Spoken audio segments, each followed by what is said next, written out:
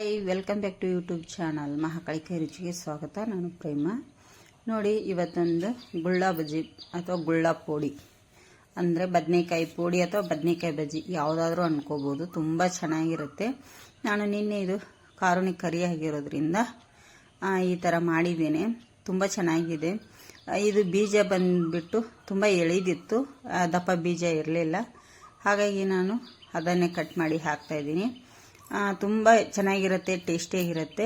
ಅನ್ನಕ್ಕದು side dish ಆಗಿ ಸಾಯಂಕಾಲ ಚಹಾ ಕಾಫಿ ಒಟ್ಟಿಗೆ ಗುಳ್ಳನ ಸ್ವಲ್ಪ ಆದಷ್ಟು ತಿಳುವಾಗಿ ಕಟ್ ಮಾಡ್ಕೊಳ್ಳಿ, ತುಂಬ ಚೆನ್ನಾಗಿರುತ್ತೆ.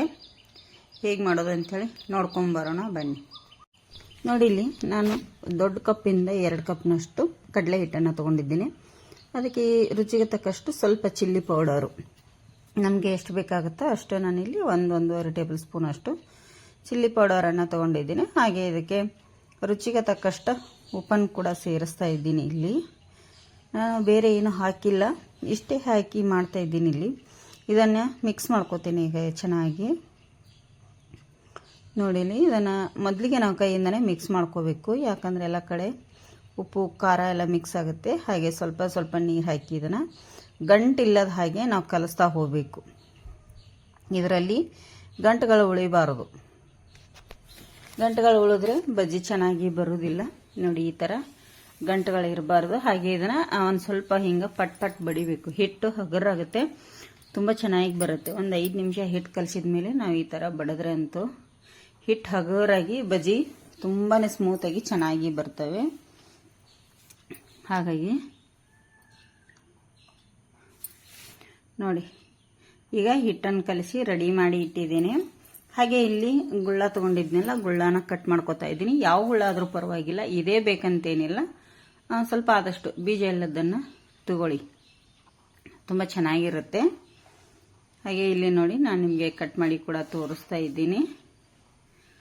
ನೋಡಿ, ಇದು ಬೀಜ ಇದೆ ಪರವಾಗಿಲ್ಲ, ಸ್ವಲ್ಪ ಎಳಿ ಬೀಜ ಇದೆ, ಬೆಳೆದಿರೋಂಥ ಬೀಜ ಅಲ್ಲ ಅದು. ಎಳಿ ಬೀಜ ಚೆನ್ನಾಗಿದೆ. ನೋಡಿ, ಇಷ್ಟು ತೆಳುವಾಗಿ ಕಟ್ ಮಾಡಿದರೆ ಆಯಿತು. ನಿಮಗೆ ಚಾಕುವಿಂದ ಕಟ್ ಮಾಡ್ಲಿಕ್ಕೆ ಕಷ್ಟ ಆದರೆ ಇದರಿಂದನೂ ಕೂಡ ಕಟ್ ಮಾಡ್ಕೋಬೋದು, ಮಣಿಯಿಂದ. ನೋಡಿ, ಈ ಥರ ನಾನು ಇದು ರೌಂಡ್ ಶೇಪಲ್ಲಿ ಕೂಡ ಕಟ್ ಮಾಡ್ಕೋಬೋದು. ನಿಮಗೆ ರೌಂಡ್ ಶೇಪಲ್ಲಿ ಬೇಡ ಅನ್ನೋರು ಉದ್ದವಾಗಿ ಕಟ್ ಮಾಡ್ಕೋಬೋದು. ಉದ್ದುದ್ದಾಗಿ ಕಟ್ ಮಾಡಿದರೆ ಇನ್ನೂ ಚೆನ್ನಾಗಿರುತ್ತೆ. ನೋಡಿ, ಅದರಲ್ಲಿ ಒಂದು ಸೈಡ್ ಬೀಜ ಬಂದಿದೆ, ಒಂದು ಸೈಡ್ ಬೀಜನೇ ಇಲ್ಲ, ಆ ಥರ ಇದೆ ಅದು. ಅಂದರೆ ಎಳೀದಿತ್ತದು ಕಾಯಿ. ಇಲ್ಲಿ ಒಂದು ಬಾಣಲಿ ಇಟ್ಟಿದ್ದೇನೆ ಗ್ಯಾಸ್ ಮೇಲೆ, ಅದಕ್ಕೆ ಎಣ್ಣೆ ಕೂಡ ಹಾಕ್ತಾ ಇದ್ದೀನಿ ನಾನು. ಎಣ್ಣೆ ಕಾಯಿಲಿ ಅಷ್ಟರಲ್ಲಿ ನಿಮಗೆ ಇದು ಎಣ್ಣೆ ಅಂತೂ ತುಂಬ ಚೆನ್ನಾಗಿ ಕಾಯಬೇಕು. ನಾವೇನು ಬಜ್ಜಿ ಮಾಡ್ತಿರ್ತೀವಿ ಎಣ್ಣೆ ಕಾದ್ರೇ ಚೆನ್ನಾಗಿರುತ್ತೆ. ನಾನಿಲ್ಲಿ ಬಜ್ಜಿ ಹಿಟ್ಟನ್ನು ಏನು ಕಲಿಸಿಟ್ಕೊಂಡಿದ್ನೆಲ್ಲ ಅದಕ್ಕೆ ಸ್ವಲ್ಪ ಸೋಡಾ ಪುಡಿನ ಹಾಕ್ತೇನೆ. ಕಲಸೋಗಿ ಹಾಕಿದರೆ ಬೇಗ ಹಿಟ್ಟೆಲ್ಲ ಉಬ್ಬಿ ಬಿಡುತ್ತೆ, ಬಜ್ಜಿ ಚೆನ್ನಾಗಿ ಬರೋದಿಲ್ಲ. ಅದಕ್ಕಾಗಿ ನಾವು ಏನು ಬಜ್ಜಿ ಹಾಕ್ತಿರ್ತೀವಿ ಎಣ್ಣೆ ಕಾದೆಣ್ಣೆಗೆ ಆವಾಗಲೇ ಸೋಡಾ ಪುಡಿ ಹಾಕೋಬೇಕು, ತುಂಬ ಚೆನ್ನಾಗಿರುತ್ತೆ. ಇಲ್ಲಿ ಎಣ್ಣೆ ಕೂಡ ಆಲ್ರೆಡಿ ಕಾಯಿತು. ನೋಡಿ, ಇಲ್ಲಿ ನಾನು ಬಜ್ಜಿಯನ್ನು ತೊಗೊಂಡಿದ್ದೇನೆ. ಏನು ಗುಳ್ಳ ತೊಗೊಂಡಿದ್ನಲ್ಲ ಅದರಲ್ಲಿ ಅದ್ದಿ ಹಾಕ್ತಾ ಇದ್ದೀನಿ. ಒಂದೊಂದೇ ಅದರಲ್ಲಿ ಎಷ್ಟು ಹಿಡಿತೀವೋ ಅಷ್ಟನ್ನು ನೀವು ಹಾಕ್ಕೋಬೋದು. ನಾನು ಇಲ್ಲಿ ಏನು ಮಾಡಿದ್ದೀನಿ ಅಂದರೆ ಒಂದು 4 ಬಜ್ಜಿನ ಅದು ಹಿಡಿಯಿತು, ಅಷ್ಟೇ ಹಾಕಿದ್ದೇನೆ.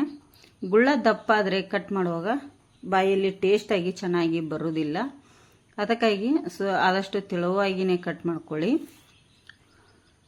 ಟೇಸ್ಟ್ ಅಂತೂ ಸೂಪರ್ ಆಗಿರುತ್ತೆ. ಈ ಮಳೆಗಾಲಕ್ಕೆ ನಮ್ಮ ಉತ್ತರ ಕರ್ನಾಟಕದ ಕಡೆ ಏನಂತಾರೆ ಅಂದರೆ ಇದು ಕಾರುಣಿಗೆ ಏನಾದರೂ ಸ್ಪೆಷಲ್ ಆಗಿ ಮಾಡಬೇಕು. ಹಾಗಾಗಿ ಇದನ್ನು ನಾನು ಮಾಡಿದ್ದೇನೆ.